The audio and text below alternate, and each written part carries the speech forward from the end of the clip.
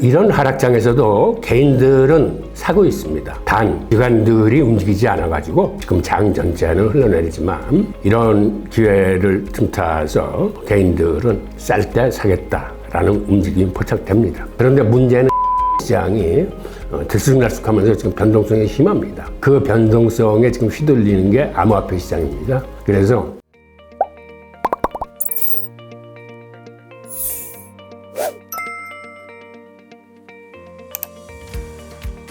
안녕하세요, 호잉키입니다. 이번 주 위클리 암호화폐 브리핑을 시작하겠습니다. 말씀드릴 순서는 지금 화면에 보이는 이 순서대로입니다. 첫 번째 소식입니다. 비트코인 바이 더 딥, 지금 들어가 말어. 지금 시장 상황이 참 안 좋습니다.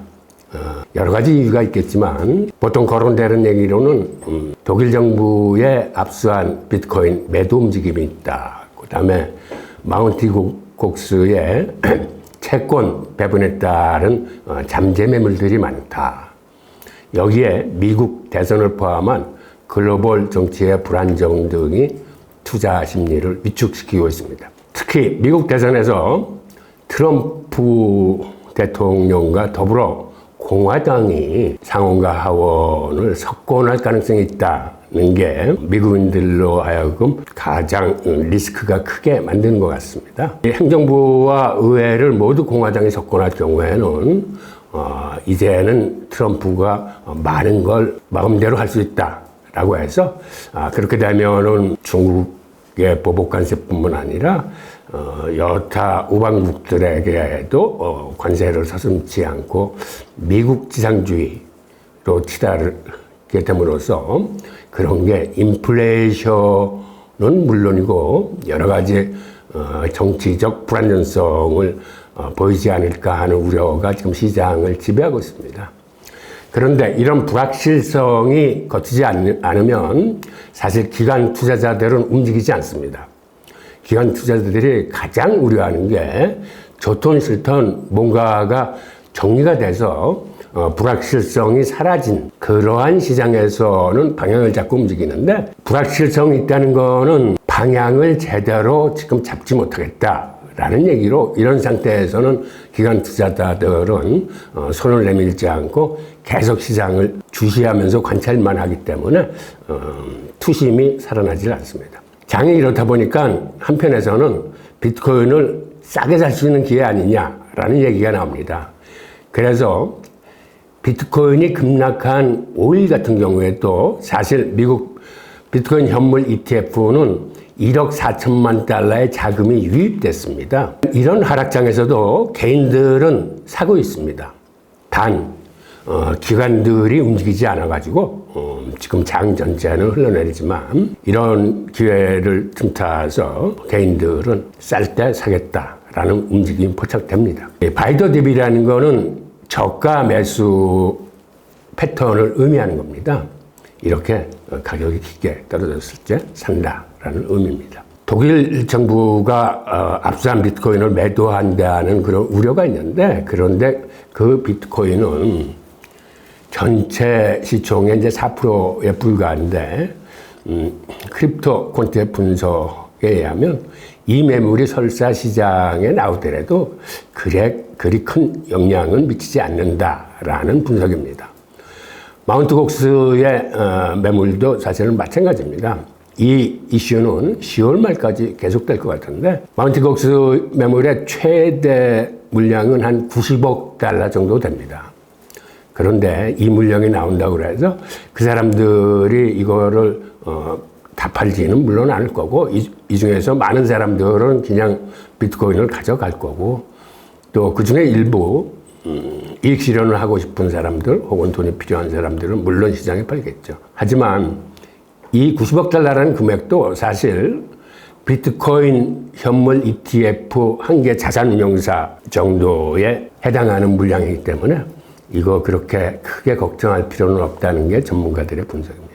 세 번째로는 중동을 포함한 국제 지정학적인 리스크입니다. 특히 이스라엘과 헤즈볼라 간의 갈등이 다시 심화되고 있는데 이게 전면전으로 치달으면 이게 좀 문제가 심각해질 거다라는 이런 리스크가 시장을 짓누르고 있습니다. 게다가 서구의 총선들이 지금 잇따라 계속되고 있는데 프랑스, 영국 등에서 집권 세력이 바뀌고 있습니다. 이 또한 시장으로 봤을 적에는 리스크가 증대하고 있다고 이제 보이는 거죠.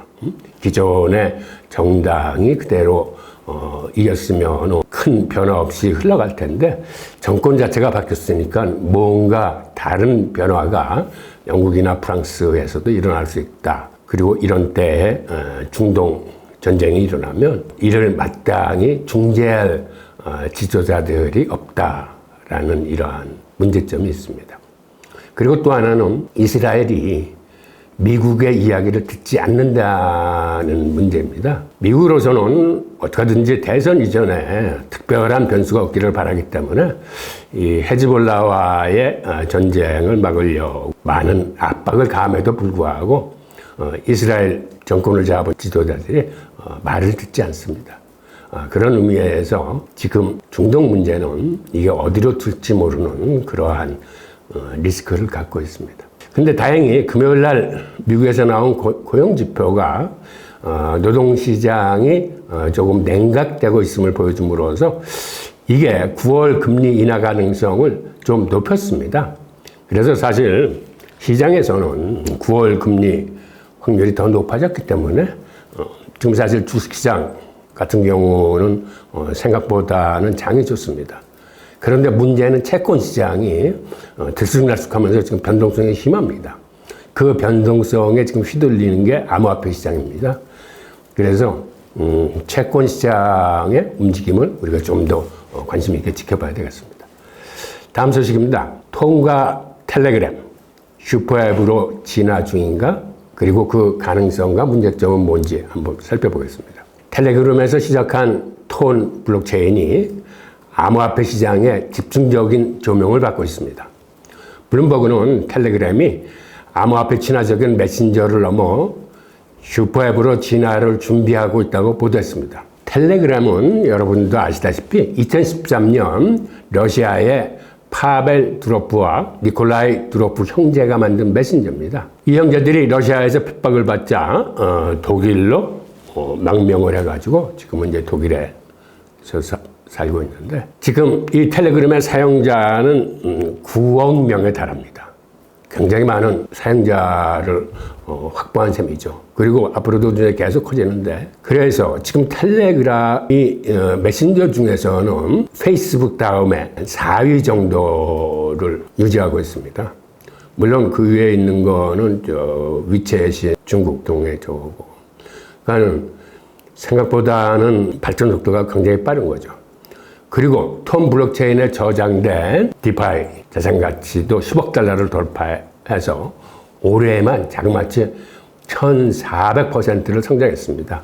이 보이는 그래프가 지금 톰 블록체인의 담보로 저장된 TVL을 가르치고 있고 그러다 보니 톤코인 시가총액도 3배나 증가했습니다. 이게 시총 기준으로 상위 지금 10위권 안에 들어왔습니다.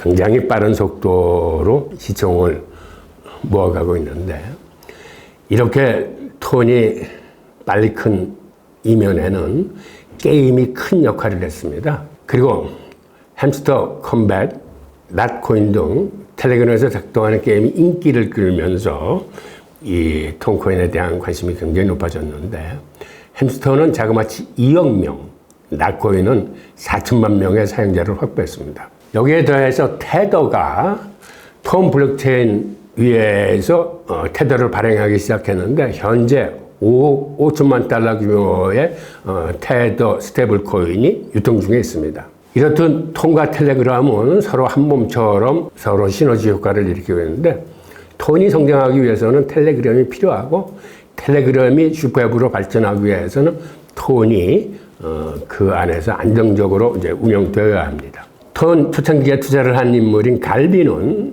다음과 같이 얘기했습니다. 세계가 점점 더 글로벌화되고 디지털화됨에 따라 국경을 넘나드는 즉시결제 솔루션이 앞으로는 킬러 앱이 될 것이다. 톤은 텔레그램 사용자 기반의 3분의 1을 2028년까지 확보할 것으로 예상된다.